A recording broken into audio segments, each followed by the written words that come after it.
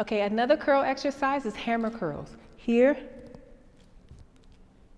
up and down. Touch your shoulders all the way to your thighs. Up and down, control it. Don't rock, don't use your body. Up, down. I'll count. 1, 2, 1, 2. 1, 2, 1, 2.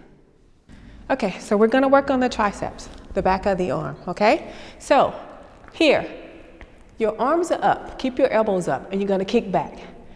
The main thing with this exercise, people are here. They got their arms down. So your elbows are down. That's already incorrect. You can't get the extension back. But with your arms up, you can kick back. So you gotta bend over, and you're working the back of the arm. So you'll here, hold it 2 seconds. 1, 2, and back down. 1, 2. Or you can actually go up here. That's gonna work another part of the tricep. Up and down, up and down.